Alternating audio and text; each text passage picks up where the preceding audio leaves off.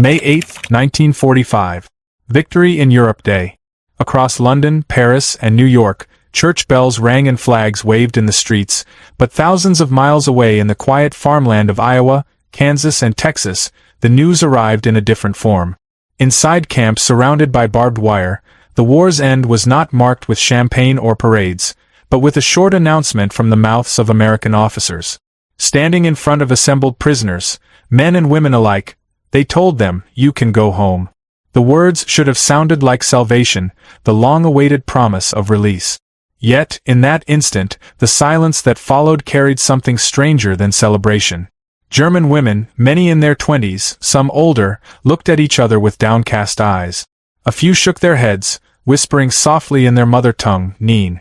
They had been brought across the ocean under suspicion and fear.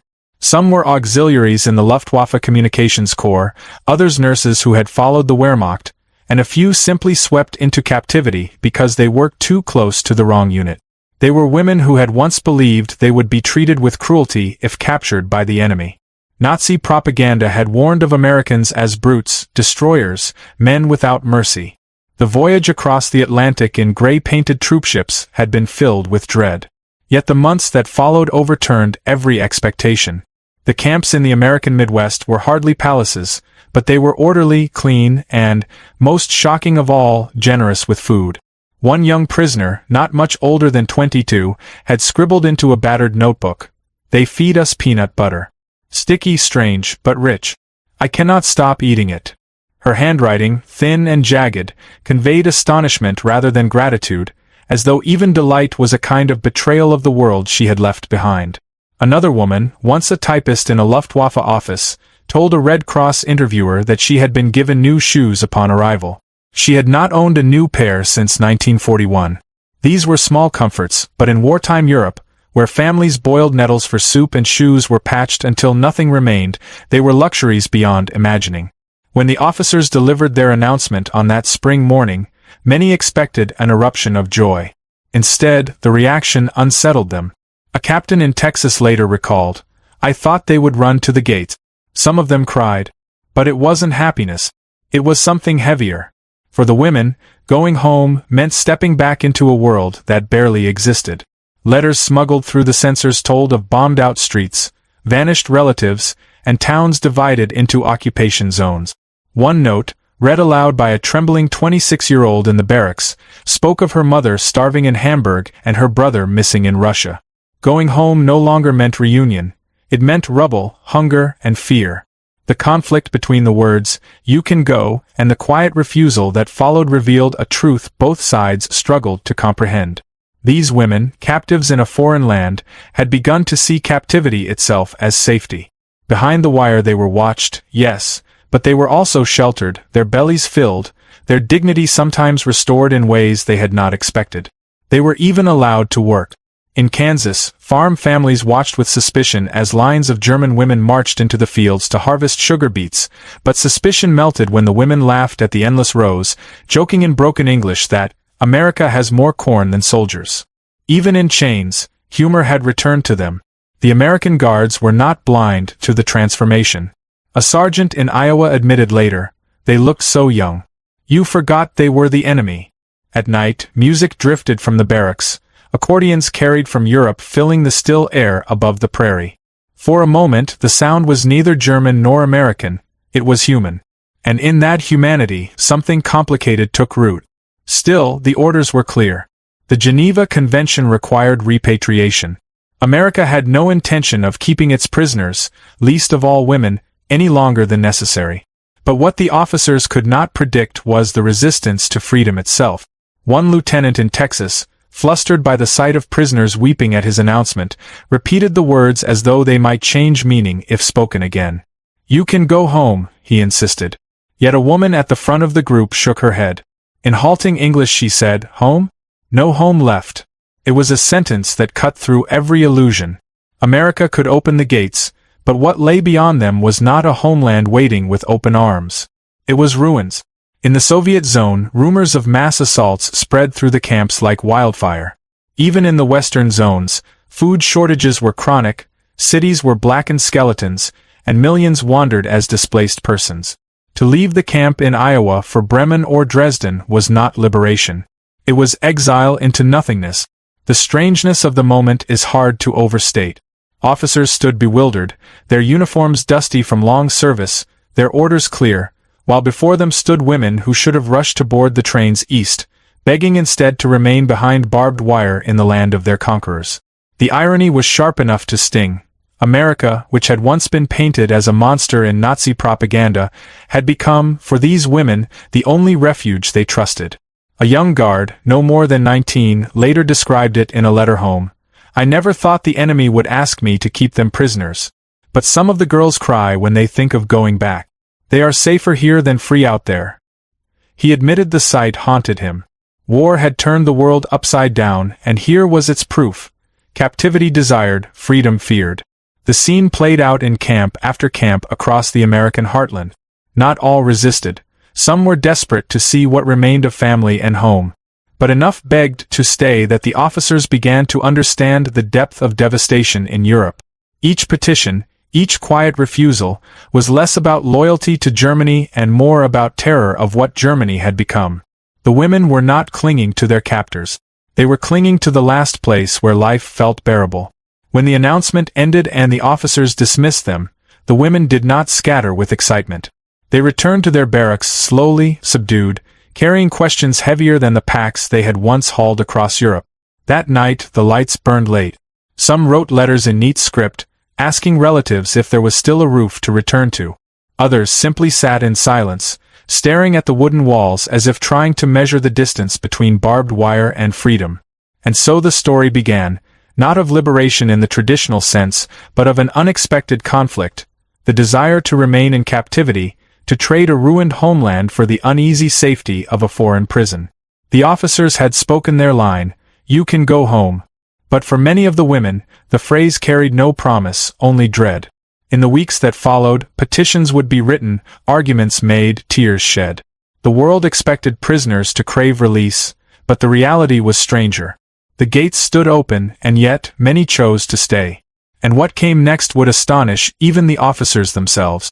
The camps where the German women lived were never meant to be permanent homes, yet for many they became something closer to stability than anything waiting across the ocean. Wooden barracks, neat in rows, stood against the endless horizons of the American Midwest. The mornings began with the clang of a bell, the smell of boiled coffee drifting from the guards' quarters, and the shuffle of boots on gravel as prisoners filed into work details. To outsiders it looked like captivity.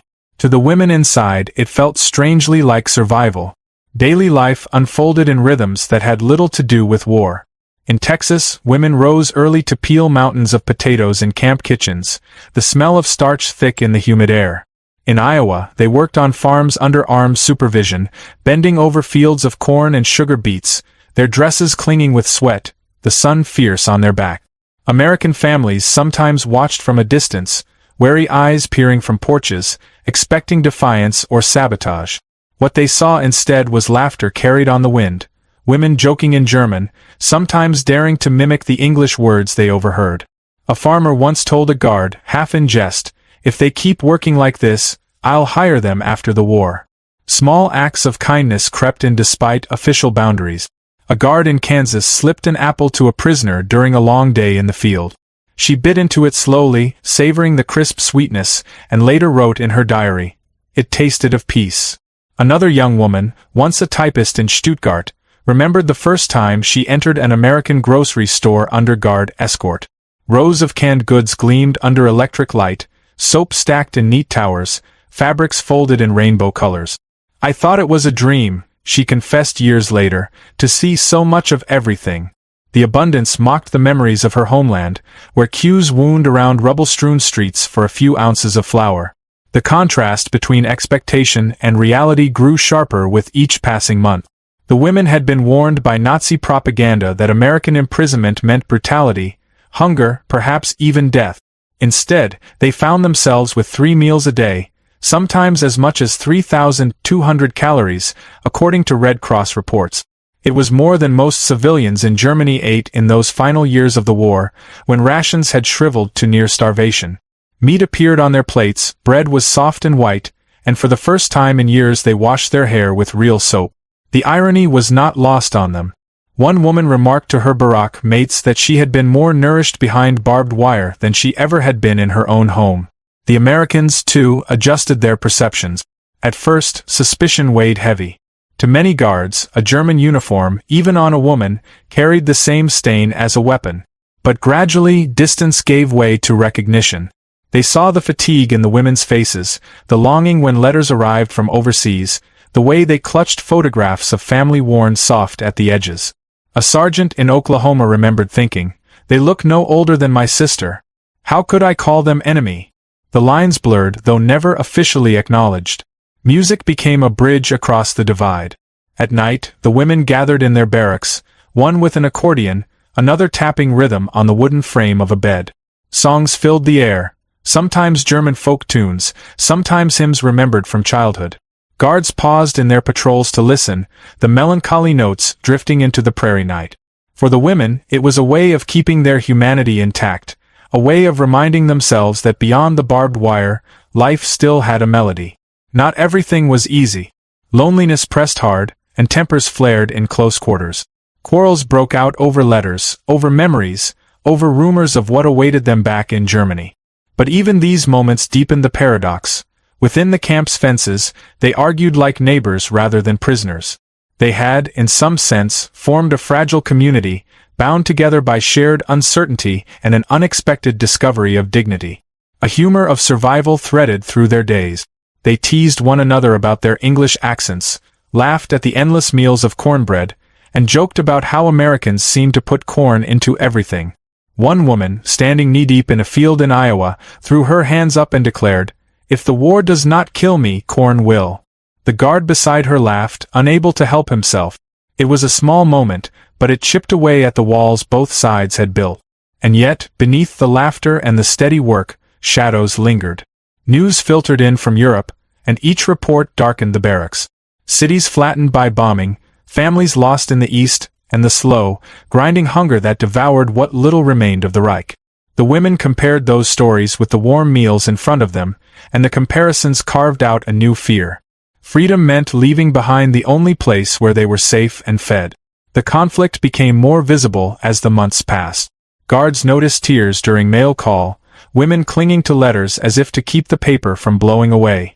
One recalled seeing a prisoner stand silently for an hour at the fence line, staring westward, as though trying to memorize the outline of the American horizon.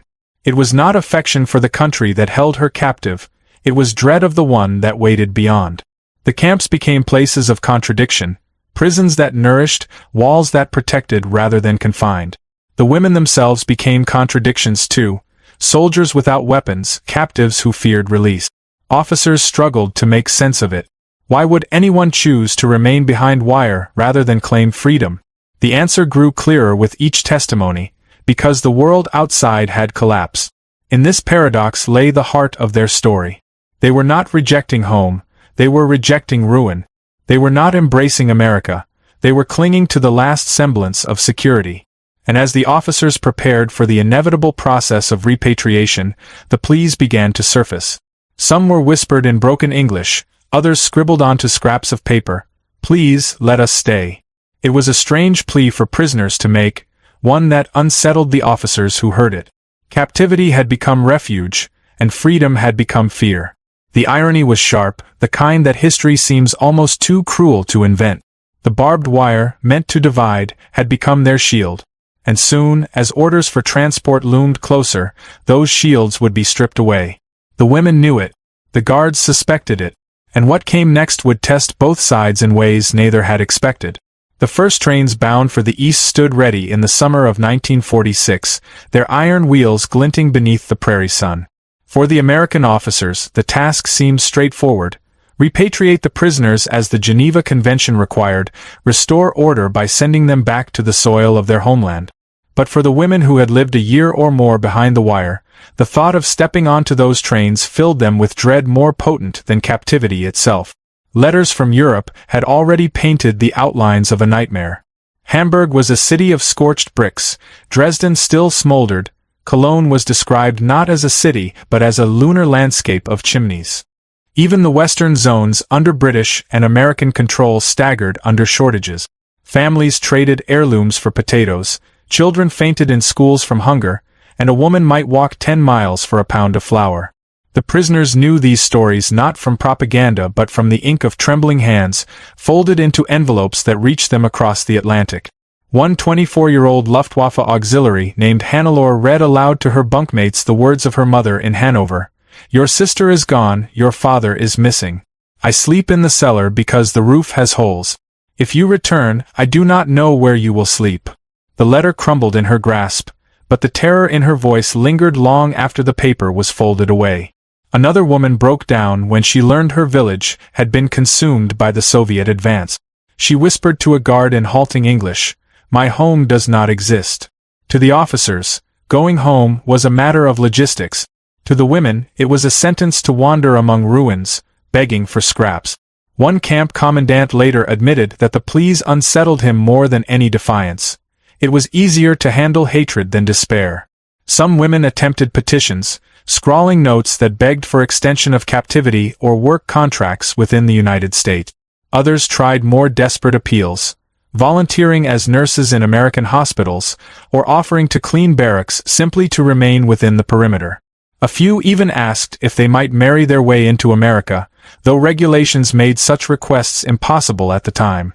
What made the fear sharper was the looming specter of the Soviet zone.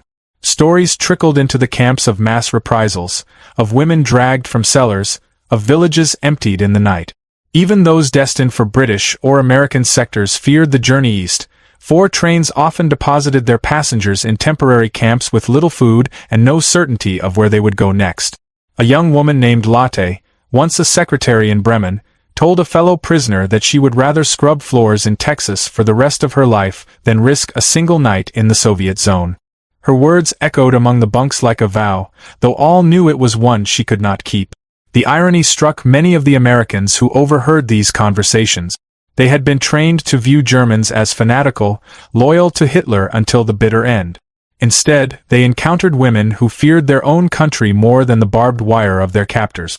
A 19-year-old guard described it in a letter home. "They are afraid of freedom. Can you imagine? They cry when they think of going back. They say there is nothing left there, nothing to eat, nothing to live for, about to vanish." When the trains finally whistled, the sound carried both relief and dread. The officers believed they were fulfilling duty. The women felt they were stepping into exile. And as they climbed aboard, some with tears streaking their cheeks, the contradiction stood naked before history. Freedom offered and refused in spirit. For the gates of captivity were closing, but what waited beyond them was darker still. And soon, the world would discover just how many begged not to be freed at all. The first trains left the camps with groaning wheels and columns of smoke, but what lingered most in memory were not the departures but the faces pressed against the glass. American guards, hardened by years of war, admitted later they had expected joy, or at least relief, in the women's expressions. Instead, many looked stricken, their eyes fixed on the barbed wire retreating into the distance as if they were being torn away from safety. The paradox haunted the men who watched. These prisoners had come as enemies, yet they left as reluctant exiles, clinging to captivity with a loyalty no one had imagined possible. For some women, the petitions to remain had been written in neat script and handed nervously to officers. They asked to continue their work in camp kitchens, to scrub floors, to tend gardens, to stay in America even if it meant staying behind wire.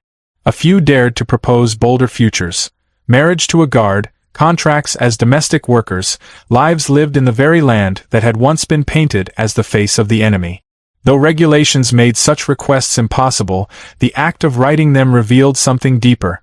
Captivity had ceased to feel like punishment. It had become a shield against a world in ruins. The officers who read those requests struggled with the weight of them. One captain in Kansas recalled his bewilderment. "We told them they were free, and they begged for their chains." To him, freedom was absolute, the natural longing of every prisoner.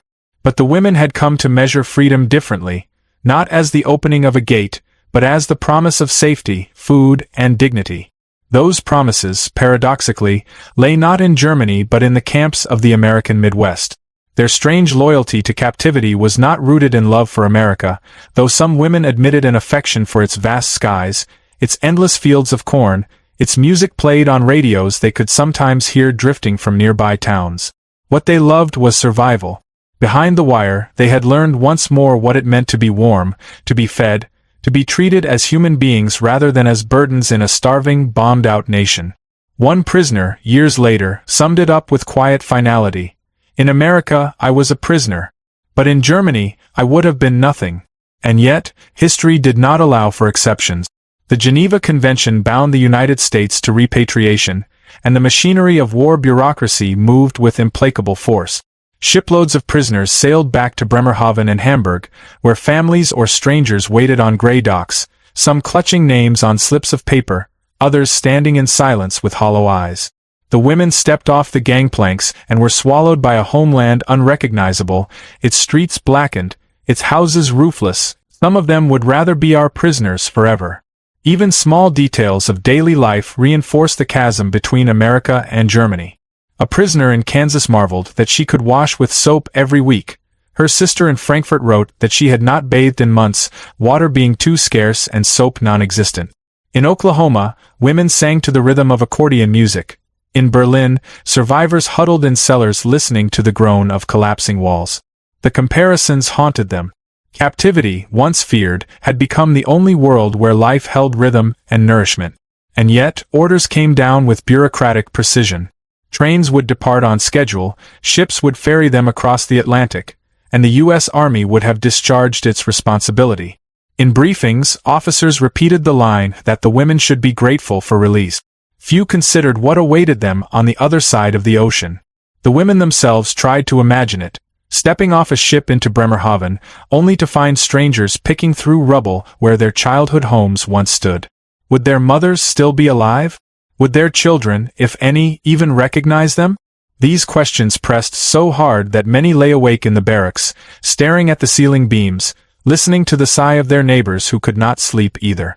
One night in Iowa, a storm lashed against the barracks, rain hammering the roof, wind rattling the shutters. Inside, the women huddled together, their voices hushed. They spoke not of homecomings but of fears. "We will be forgotten," one said. Another murmured, "We will go back as beggars." A third whispered the darkest thought of all, "Better to stay a prisoner than to be free in ruins." The lightning cracked across the prairie, illuminating their pale faces, and for a moment they looked less like captives than exiles waiting for judgment. The Americans tried to reassure them. A chaplain told the prisoners that rebuilding was possible, that Germany would rise again. His words were sincere, but they carried no bread, no roof, no safety. The women nodded politely, but afterward one confided to a friend, "It is easy to speak of rebuilding when your home is not ash." The sentence carried the weariness of a generation watching their country vanish beneath their feet. As departure neared, the women began to change. They walked slower to roll call, lingered longer at the fences, stared longer at the American horizon they would soon leave behind. Some guards, hardened by long service, found themselves moved by the sight. One remembered a young woman tracing her finger along the barbed wire as if trying to memorize the feel of it, her last anchor before being cast into uncertainty. "I thought prisons were supposed to hold people against their will," he wrote later. But these prisoners held onto the prison. The final days in camp were marked by an unease that could not be spoken aloud. Officially, it was liberation. In truth, it was a forced return to devastation.